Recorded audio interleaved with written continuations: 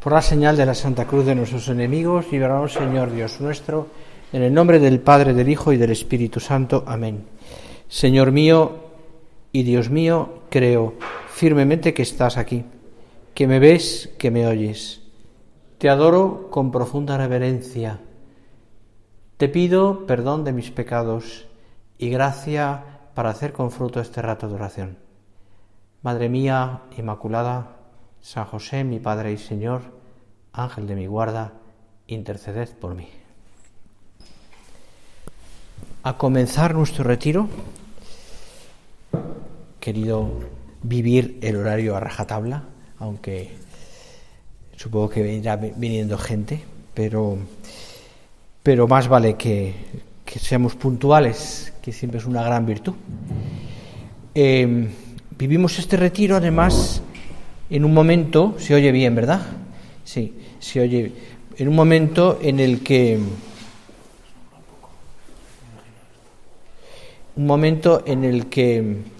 estamos todos pendientes, lógicamente, de mañana, día 25, en el que el Papa consagrará al corazón dulcísimo de María, Ucrania y Rusia. Os he dejado ahí al final, en uno de los bancos, el texto de la consagración, porque ha aparecido en muchos sitios, pues si lo queréis llevar también y leerlo con detenimiento en casa, y para poder también vosotros seguir esa consagración mañana, a partir de las 5, que va a aparecer en todas partes, ¿no?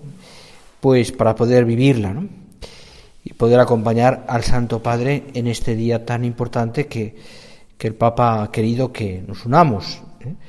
También aquí en Valladolid hay varios sitios, creo que hay una misa a las 7:30 en la Gran Promesa que preside el arzobispo, y que alguna cosa más, hay también adoración en San Lorenzo y en más sitios, ¿no? Bueno, y pensando un poco en los temas de este retiro, teniendo en cuenta además que estamos ya pues en el, aunque es todavía marzo, pero estamos ya encaminadísimos hacia la Semana Santa, y por tanto ya muy metidos en la Cuaresma, pues lógicamente me parecía que teníamos que tocar temas que nos ayudasen en concreto a vivir bien la Semana Santa.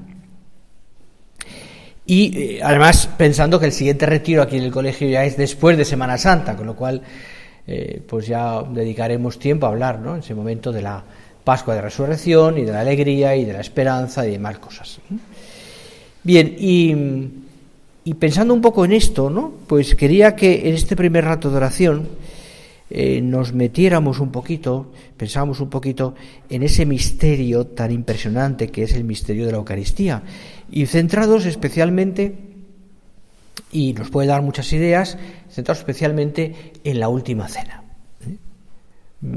Todos los acontecimientos que la Semana Santa, que de cara a la Semana Santa se van desarrollando, especialmente la Semana de Pasión, que es la anterior, y el lunes, martes y miércoles santo, hasta el jueves ya, que ya empieza, digamos, lo que ya se llama el Tríodo Pascual, que es el lugar céntrico de la liturgia de la Iglesia, de la liturgia de todo el año, ¿no? Pues que acaba con la gloria de la resurrección, en la vigilia pascual, etcétera. Pues todo eso, estos días, nos van a ir como llevando de la mano para que lleguemos a ese momento del Tríodo Pascual ya como preparados, ¿no?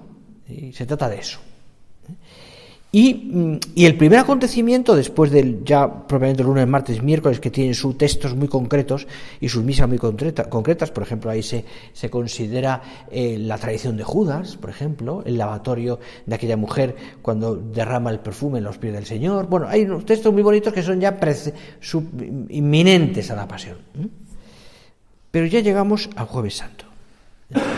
Y en el Jueves Santo, en lo que llamamos la liturgia del Jueves Santo, ¿no?, la misa in cena Domini, se suele decir en latín, de aquella tarde del Jueves Santo, recuerda la última cena. ¿Qué ha pasado hasta entonces? Jesús entra en Jerusalén, a lomos de una barquilla, el pueblo lo ha acogido con gran entusiasmo, y empieza aquellos días en que Jesús está pues yendo y viniendo a Jerusalén. Y le dice a los apóstoles, tenemos que preparar la cena, la Pascua, que había vivido ya otros años. Ir a tal sitio y decirles que el maestro quiere preparar en tal sitio, la habitación alta, la Pascua. Es interesante todos estos detalles porque hasta en eso también nos va la liturgia. Fijaros, cuando habla de una habitación alta es porque estaba por encima de las demás. Por eso la cena del Señor, la mesa del altar está siempre más alta. Bueno, pero eso ya son temas más litúrgicos. La preparan con todo detenimiento. Como siempre, los apóstoles se sientan con el Señor a la cena, a vivir la cena de la Pascua. Pero hay cosas que a ellos de entrada ya les sorprende. Como por ejemplo, han hecho todos los ritos normales, ellos los conocían perfectamente, pero por ejemplo, el Señor dice el Evangelio que antes de empezar o después, un momento dado, se quitó sus vestidos, se puso una toalla, un lebrillo y se puso a lavar los pies a los apóstoles. La sorpresa de todos ellos fue inmensa, impresionante. No se lo esperaban. Y entonces hay el forcejeo con Pedro hasta que el Señor le dice, mira, si no te lavo no tienes parte conmigo. Y Pedro pues accede. Y en ese ambiente Judas está por allí. Seguramente el Señor también lavó los pies a Judas. No olvidemos. Y tienen la cena de la Pascua. El cordero tal, ceñidos los lomos, de pie, las verduras, todo el rito normal. Pero acaba aquello, han cantado los himnos que hay que cantar, y el Señor se sienta con ellos y empieza, digamos, lo voy a decir mal, como otra cena, otra ceremonia. Cosa que el Señor ya les había anunciado en Cafarnaún, cuando les habla de su cuerpo y de su sangre. Y en ese momento, en ese ambiente, cuando Jesús está hablando, empiezan a hacer otros gestos que ellos no los comprenden. Coge el pan, tomad, esto es mi cuerpo. Coge el vino, tomad y bebed, esto es el cáliz de mi sangre. Ahora la sorpresa fue en mayúscula. No se esperaban todo aquello. Es más, les dice incluso, ¿no? Esto repetirlo en memoria mía. Pues ahí se concentran dos sacramentos, Fijaros, en institución de dos sacramentos, tanto la Eucaristía como el sacerdocio. Y por tanto es un momento crucial. Se está preparando la pasión, el Señor ya vive el sacrificio, lo que nosotros vivimos ahora en la Santa Misa, el sacrificio en nuestro caso incruento, y el Señor antes de la pasión ya les da ese poder. Bueno, pues centra esto el comienzo de la pasión del Señor. Y los cristianos, los apóstoles, que son los amigos del Señor, pues a partir de entonces han grabado en su corazón, y después de Pentecostés queda mucho más grabado todavía, aquellos ritos que ha hecho el Señor.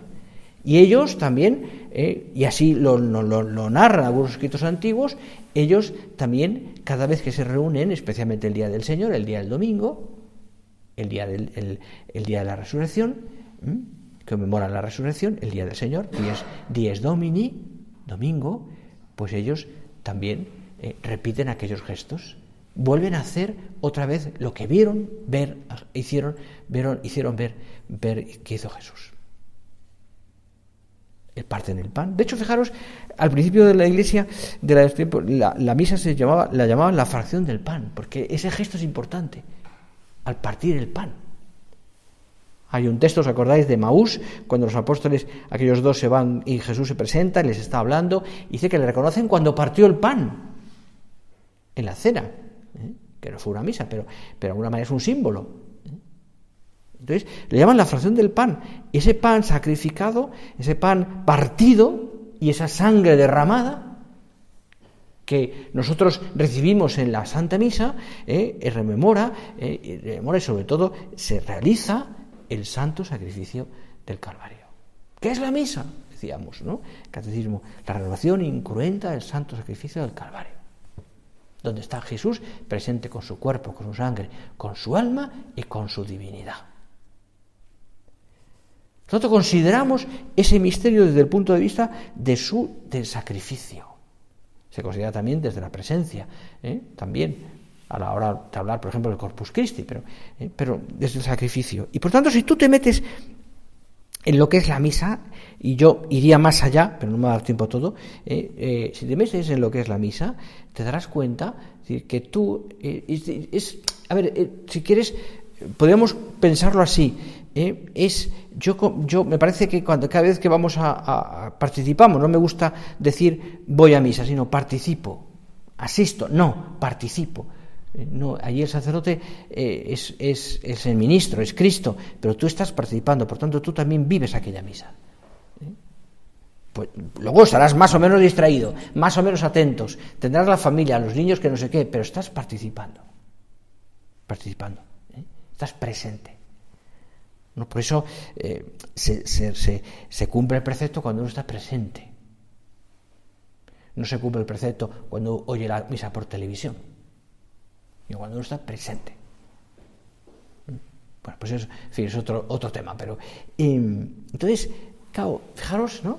Entonces, es como, sí me imagino, ¿no? Es como si de pronto, imaginaros que se abre una especie de ventana en el cielo, una especie de túnel del tiempo, y desde ahí estamos contemplando nosotros la última cena, aquello mismo que hemos descrito un poquito hace un momento.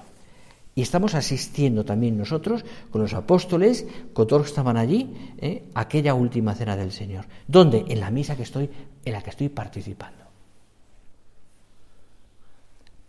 Claro, la grandeza de ese momento es impresionante.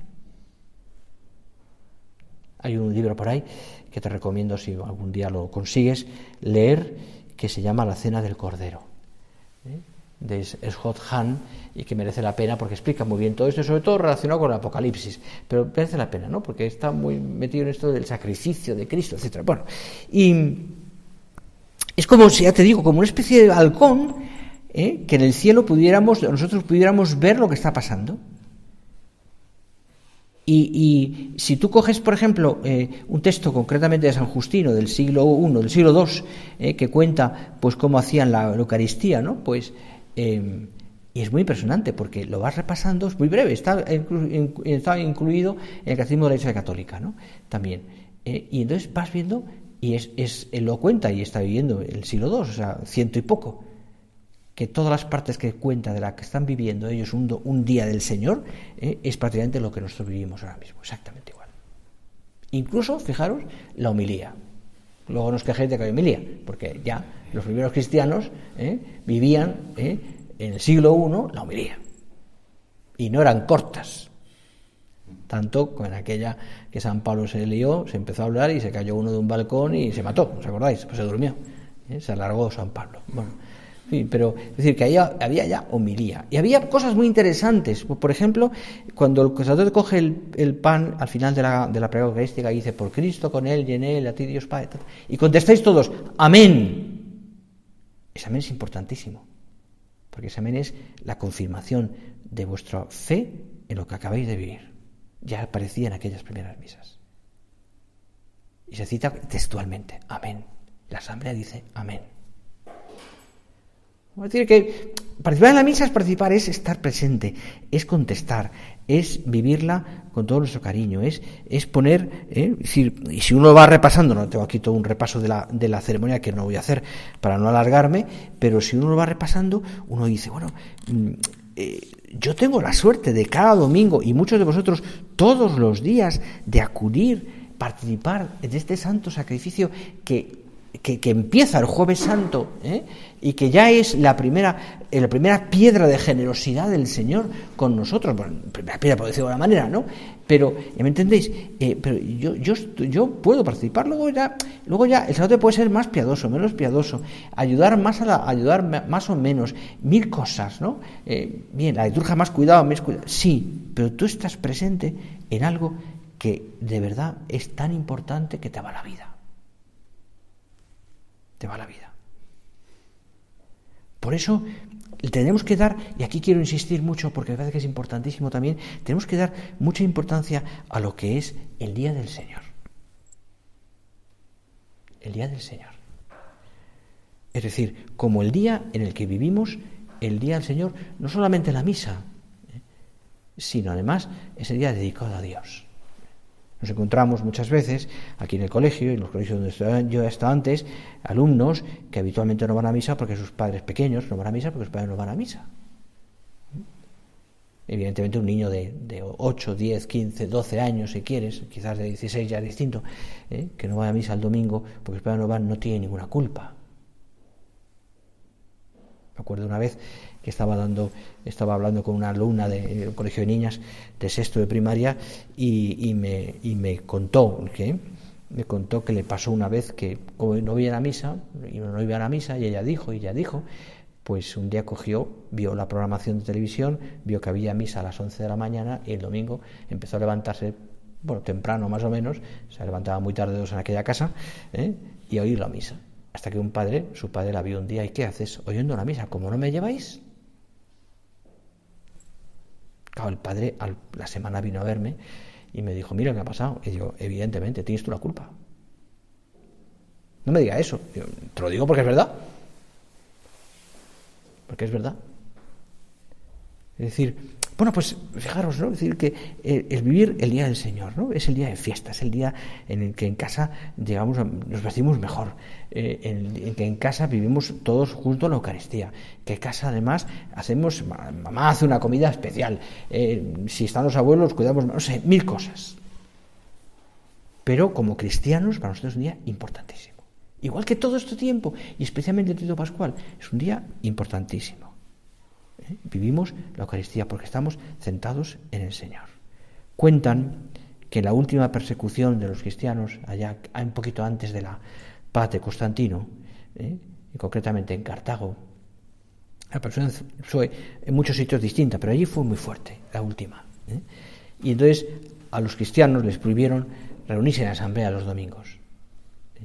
Y efectivamente, estaba prohibido, pero ellos se reunían y allí los cogieron a todos. Y cuenta las actas de los mártires, que son testimonios además civiles, muchos de ellos, es decir, propiamente de los procesos que había, pues cuenta que uno de ellos, el gobernador, le fue preguntando por qué se habían reunido cuando estaba prohibido. Y uno de los cristianos aquellos le dijo al gobernador, con muy gran sencillez, le dijo en latín, le dijo, nos hemos reunido porque sine Dominicus vivere non possumus. Sin el domingo, sin la asamblea del domingo, no podemos vivir. No podemos vivir. Y si lo ves ahora, al cabo de 2000 años, o lo que sean, te impresiona muchísimo. Es decir, aquellos hombres eran conscientes que sin el domingo no podían vivir. Porque para ellos era clave. Era clave. Ojalá nosotros tengamos también ese deseo, ¿no? de que renovemos también, lógicamente, la vida cristiana de nuestras familias. Primero tú, evidentemente, pero renovemos la vida cristiana de nuestras familias, pues para que de verdad el domingo sea un día importante en tu casa. Y hay cientos de cosas que se pueden hacer, ya te digo, ¿no? Aparte de la misa el domingo, que es lo normal, pero cuando, por razones diversas, ¿no? Pues no ha podido ser, por lo que sea, por ejemplo, en las cuarentenas que hemos tenido, el COVID, pues muy bien, la hemos oído por domingo, pero en fin, es otro problema. Pero que sea algo especial el domingo, es decir, porque vivimos y después, pues evidentemente, pues nos esforzamos también, pues en que sea de alguna manera, pues un día muy feliz, en que los niños estén, pues depende de cada familia, ¿no? De cada familia. Rezamos por el Papa, nos unimos más a la Iglesia diocesana, nos unimos más al obispo, estamos más pendientes de muchas más cosas, y es un día también en que vivimos en familia. Esto hay que recuperarlo, porque es un bien para la Iglesia. Es un bien para la Iglesia y es un bien para las familias. Vivir el domingo en familia. Entonces hay que hacer planes los domingos que se facilite todo esto. Se facilite todo esto. Es importante, ¿no?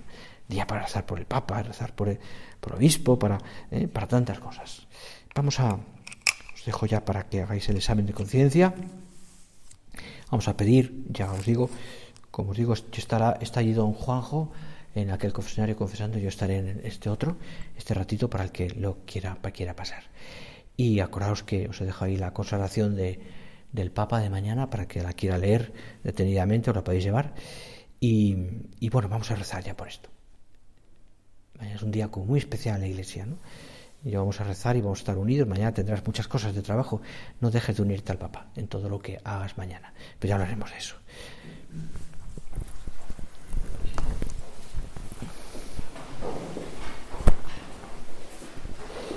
Te doy gracias, Dios mío, por los buenos propósitos, afectos e inspiraciones que me has comunicado en esta meditación. Te pido ayuda para ponerlos por obra, Madre mía Inmaculada, San José, mi Padre y Señor, Ángel de mi guarda, interceded por mí.